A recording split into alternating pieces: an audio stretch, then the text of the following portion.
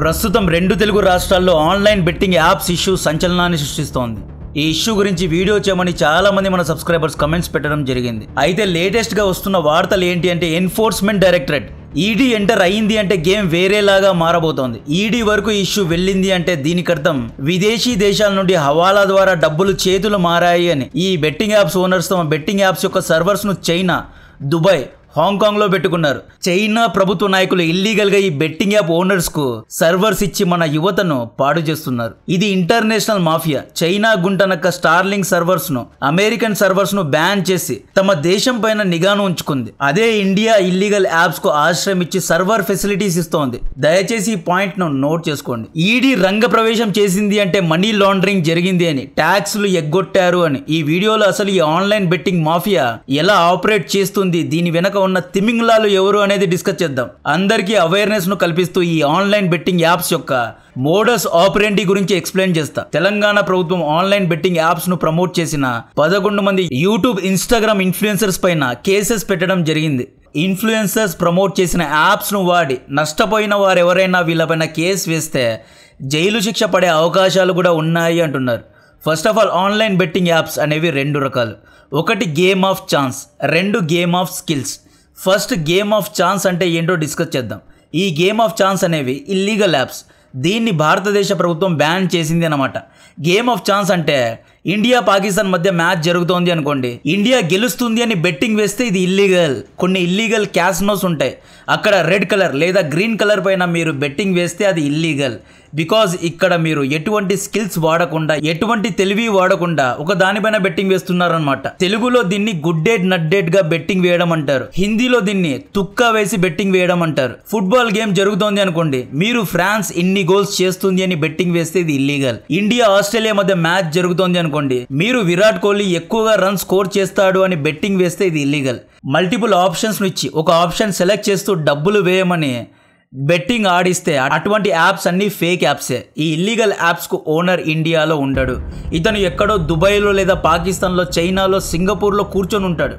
ఈ యాప్ యొక్క company Malta, Singapore, Dubai, హాంకాంగ్లో రిజిస్టర్ అయి ఉంటుంది. ఇవన్నీ ఇండియన్ కంపెనీస్ కావు. మనం వీళ్ళ యాప్స్లో ఆడే డేటా మొత్తం ఒక సర్వర్లో స్టోర్ అయి ఉంటుంది. మామూలుగా మనం ఏ యాప్ యూజ్ చేసినా, ఫ్లిప్కార్ట్, అమెజాన్ ఇటువంటి ఏ యాప్స్ యూజ్ చేసినా సర్వర్ అనేది ఉంటుంది. ఈ సర్వర్స్ ఒకవేళ ఇండియాలో ఉంటే ఇండియన్ అథారిటీ ఈ సర్వర్స్ను కంట్రోల్ చేస్తూ ఉంటుంది. మనం చేసే ట్రాన్సాక్షన్స్, మన పర్సనల్ డీటెయిల్స్, మన బ్యాంక్ అకౌంట్స్ అన్నీ సర్వర్లోనే స్టోర్ అయి ఉంటాయి. ఈ ఇల్లీగల్ యాప్ ఓనర్స్ ఏం చేస్తున్నారు, తెలివిగా సర్వర్స్ను ఇండియాలో పెట్టడం లేదు, చైనాలో పెట్టుకుంటున్నారు. అంటే మీరు ఆడుతున్న యాప్లో మీరు ఇచ్చిన బ్యాంక్ డీటెయిల్స్, మీ పర్సనల్ డీటెయిల్స్ అన్నీ సర్వర్లో ఉంటాయి. ఇవన్నీ చైనా కాజేస్తోంది. మన పర్సనల్ డేటా మొత్తం చైనా దగ్గర ఉంది. దీని యొక్క సర్వర్స్ ఇండియాలో లేవు కాబట్టే వీళ్ళు మన ఇండియన్ అథారిటీ చేతికి చిక్కడం లేదు. ఈ కంపెనీస్ వేరే దేశాల్లో రిజిస్టర్ అవ్వడం కారణంగా వీళ్ళను భారతదేశ చట్టాలు ఏమీ చేయలేవు. ఈ పాయింట్ను అండర్లైన్ చేసుకోండి.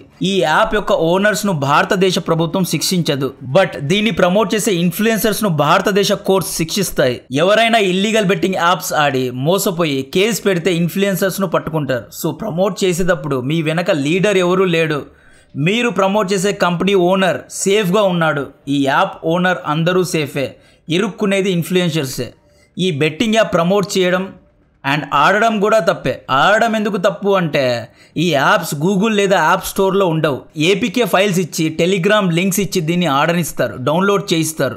ఇలా ఎందుకు చేయిస్తారు అంటే గూగుల్, యాపిల్ తమ ప్లాట్ఫామ్లో ఇల్లీగల్ యాప్స్ను స్టోర్ చేయవు, ప్రమోట్ చేయవు. అందుకే టెలిగ్రామ్ యాప్లో లింక్స్ ఇస్తున్నారు.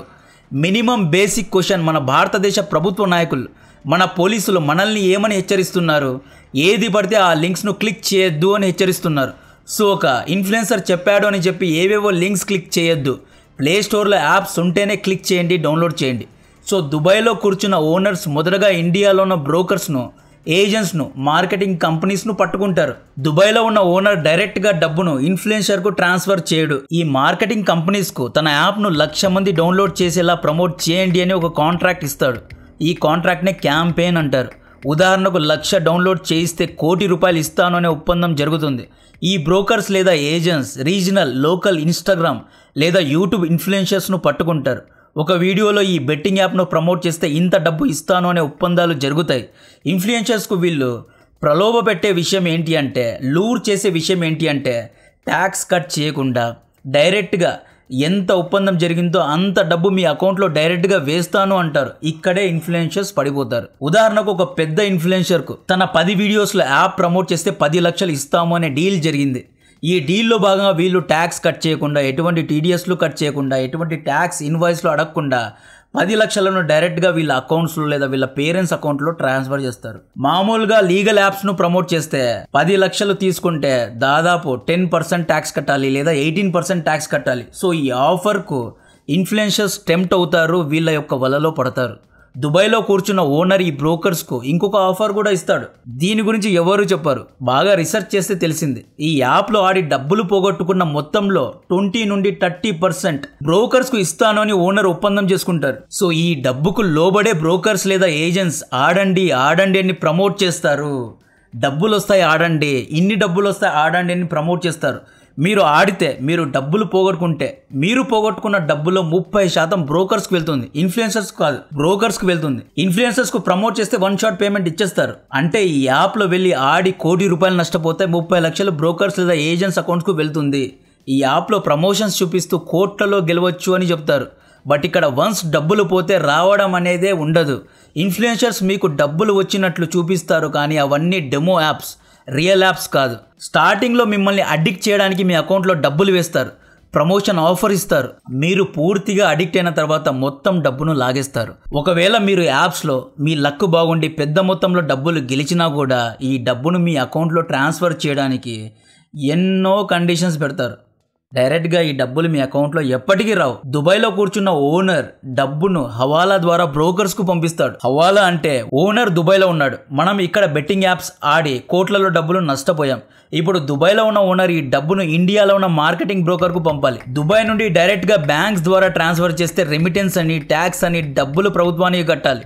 ప్రభుత్వానికి ప్రూఫ్స్ చూపించాలి. ఇంత డబ్బు ఎందుకు నీ అకౌంట్లో పడింది అని అడుగుతారు. పెంట అవుతుంది. సో వీళ్ళు డబ్బును పంపడానికి వాడే పద్ధతి పేరే హవాలా పద్ధతి. ఈ హవాలా బ్యాచ్ను పట్టుకోవడానికే ఈడీ అనే సంస్థ రంగంలో దిగింది. ఇప్పుడు ఈ ఇష్యూలో ఈడీ ఎందుకు వచ్చింది అనేది మీకు ఒక క్లారిటీ వస్తుంది. దుబాయ్ ఓనర్కు ఇండియాలో కొన్ని ఫేక్ లేదా షెల్ కంపెనీస్ ఉంటాయి. ఈ కంపెనీస్ ఒక ఫేక్ ఇన్వాయిస్ను జనరేట్ చేస్తాయి. దుబాయ్లో ఉన్న పలానా కంపెనీ మా దగ్గర జావా డెవలప్మెంట్ సర్వీసెస్ను తీసుకుంది అని చెప్పి ఒక ఫేక్ ఇన్వాయిస్ను జనరేట్ చేస్తారు. అక్కడ కంపెనీ ఉండదు, జావా డెవలపర్స్ ఉండరు, ఏమీ ఉండదు. అదొక షెల్ కంపెనీ. లేదా దుబాయ్లో ఉన్న ఒక బిల్డింగ్ను మేము డిజైన్ చేశాము అని చెప్పి ఒక ఫేక్ ఇన్వాయిస్ను జనరేట్ చేస్తారు. సో ఈ ఇన్వాయిస్కు పేమెంట్ దుబాయ్లో కూర్చున్న బెట్టింగ్ యాప్ ఓనర్ చేస్తాడు అనమాట. ఈ షెల్ కంపెనీస్ ద్వారా డబ్బులు ఆన్లైన్ బెట్టింగ్ యాప్ ఏజెంట్స్కు వెళ్తాయి. ఏజెంట్స్ ద్వారా ఈ డబ్బు ఆఖరికి ఇన్ఫ్లుయెన్సర్స్ దగ్గరకు చేరుతాయి. దీనికి ఎటువంటి ట్యాక్స్లు ఉండవు. సో ఈడీ ఇప్పుడు ఈ ట్రాన్సాక్షన్స్నే ట్రాక్ చేస్తోంది. తీగ లాగితే డొంకంతా కదిలినట్లు ఇన్ఫ్లుయెన్సర్స్ ద్వారా చాలా పెద్ద మాఫియా గుట్టు బయటపడుతోంది. ఇప్పుడు ఈడీ చేసే పని, ఒక ఇన్ఫ్లుయెన్సర్ అకౌంట్లో ₹1,00,000 పడింది అనుకోండి. ఈ 1,00,000 ఎవరు వేశారు అని ఆరా తీస్తారు. పలానా ఏజెంట్ వేశాడు అని తెలుసుకుంటారు. ఏజెంట్ దగ్గరికి వెళ్తారు. భయ్యా ఇతనా పైసా కైసా ఆయా అని అడుగుతారు. ఇప్పుడు ఆ ఏజెంట్ అకౌంట్లో ₹1,00,000 పడింది అనుకోండి. ఈ ₹1,00,000 ఎవడు వేశాడు అని ఆరా తీస్తారు. ఒక షెల్ కంపెనీ వేసింది అని కనుక్కుంటారు. ఆ షెల్ కంపెనీ దగ్గరికి వెళ్ళి how you got this much of amount అని అడుగుతారు. ఇది రియల్ ఆ ఫేక్ కంపెనీ అని ఆరా తీస్తారు. ఇది ఫేక్ కంపెనీ అయితే ఈ కంపెనీకు డబ్బులు ఎవరు వేశారు అనేది ట్రాక్ చేస్తారు. దుబాయ్లో ఉన్న ఒక ఓనర్ వేశాడు అని కనుక్కుంటారు. సో ఆ వ్యక్తి వరకు ఈడీ వెళ్తుంది. ఇక్కడ ఈడీ ఇండియాలో ఉన్న కంపెనీస్ను, ఇండియాలో ఉన్న ఏజెంట్స్ను, ఇండియాలో ఉన్న ఇన్ఫ్లుయెన్సర్స్ పైనే యాక్షన్ తీసుకోగలదు. దుబాయ్లో ఉన్న వారిని ఈడీ ఏమీ చేయలేదు. సో ఇంత పెద్ద హియార్కీ గురించి ఎక్స్ప్లెయిన్ చేయడానికి కారణం, బెట్టింగ్ మాఫియాకు పావుల్లాగా మారద్దు. ఈ బెట్టింగ్ యాప్స్ అనేది ఒక వ్యసనం లాంటిది. ఆడితే డబ్బులు పోయేదే కానీ రావడం అనేది ఉండదు. ఈ బెట్టింగ్ యాప్ ఆడి చాలామంది నా ఫ్రెండ్స్ తమ పేరెంట్స్ యొక్క ఇల్లు పొలాలు కోల్పోయారు. దీన్ని ఆడమని ప్రోత్సహించడం, దీన్ని ఆడడం రెండూ తప్పే. ఈ జూదం కారణంగానే జపాన్ యొక్క హిరోషిమా, నాగసాకి పైన అమెరికా అణు ఆయుధాలు ప్రయోగించింది. బెట్టింగ్ యాప్కు ఈ అణుబాంబులకు ఏంటి లింకు అని అడగద్దు. చాలా ఇంట్రెస్టింగ్ స్టోరీ ఉంది. 1941లో జపాన్ యొక్క మిలిటరీకు కమాండర్గా ఇసోరోకు యమమోటో అనే వ్యక్తి ఉండేవాడు. ఇతను బెట్టింగ్ ఆటగాడు. బెట్టింగ్లో 90-10 ప్రాబిలిటీ ఉంటుంది. అంటే 90% ఓడిపోతే 10% మాత్రమే గెలిచే ఛాన్సెస్ ఉంటాయి. యమమోటో బెట్టింగ్ ఆడేవాడు. ఈ బెట్టింగ్ యాటిట్యూడ్తో ఈ వ్యక్తి 1941లో అమెరికా యొక్క పర్ల్ హార్బర్ ఆర్మీ బేస్ పైన దాడి చేయడానికి జపాన్ నుండి షిప్ను తీసుకెళ్లాడు. ఇతను గెలిస్తే పెసిఫిక్ ఓషన్, ఓడిపోతే జపాన్ ప్రజల ప్రాణాలు అనే విధంగా బెట్టింగ్ వేశాడు. ఇతనికి బాగా తెలుసు అమెరికాను గెలిగితే అమెరికా తమ దేశాన్ని సర్వనాశనం చేస్తుంది అని తెలిసినా కానీ రిస్క్ తీసుకున్నాడు, బెట్ ఆడాడు. సక్సెస్ఫుల్లీ పర్ల్ హార్బర్ పైన దాడి అయితే చేశాడు. బట్ దీనికి ప్రతీకారంగా అమెరికా హిరోషిమా నాగసాకిలో 2 అణుబాంబులను ప్రయోగించి 2 సెకండ్లో 1,40,000 మంది జపానీస్ ప్రజల ప్రాణాలు తీసుకుంది.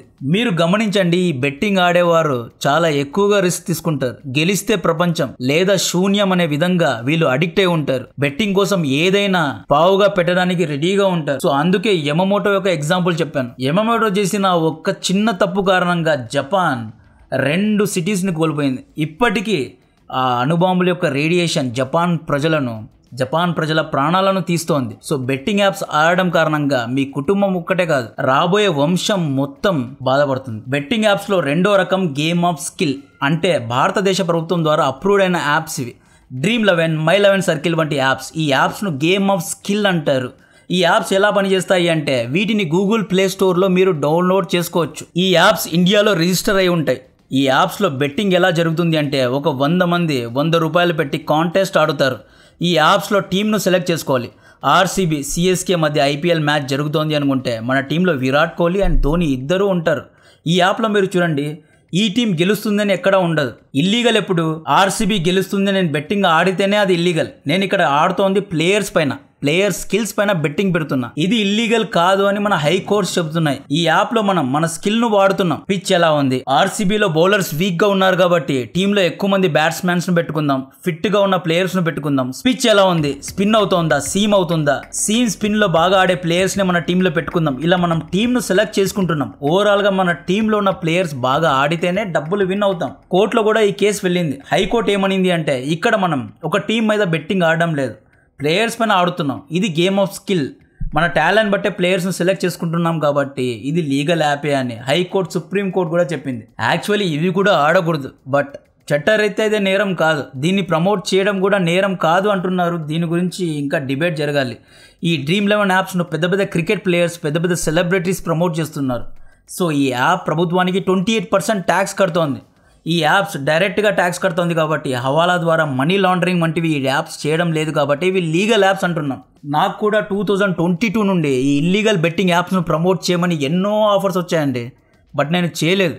డబ్బులు తక్కువగా వచ్చిన మంచి యాప్స్నే నేను ప్రమోట్ చేస్తాను. Term insurance, health insurance, artificial intelligence, trading ఇలాంటి యాప్స్నే ప్రమోట్ చేస్తాను. కొన్ని ఆర్టిఫిషియల్ ఇంటెలిజెన్స్ యాప్స్ని అయితే నేను ఫ్రీగా కూడా ప్రమోట్ చేశాను. ఎడ్యుకేషన్ యాప్స్ను ప్రమోట్ చేయొచ్చు. ఒకవేళ ఈ బెట్టింగ్ యాప్స్ను నేను ప్రమోట్ చేసి ఉంటే కోట్లలో డబ్బులు వచ్చి ఉండేవి, బట్ అంత ఫాస్ట్గా డబ్బులు సంపాదించాలని లేదు.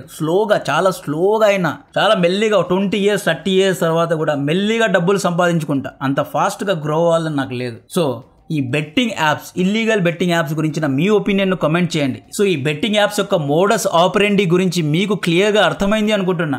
ఎవరైనా కొత్తగా వస్తున్న ఇన్ఫ్లుయెన్సర్స్కు, మీ ఫ్రెండ్స్కు ఈ వీడియోను షేర్ చేయండి. బెట్టింగ్ యాప్ ప్రమోట్ చేయడం, ఆడడం రెండూ తప్పే అని కొంచెం చెప్పండి. జై హింద్.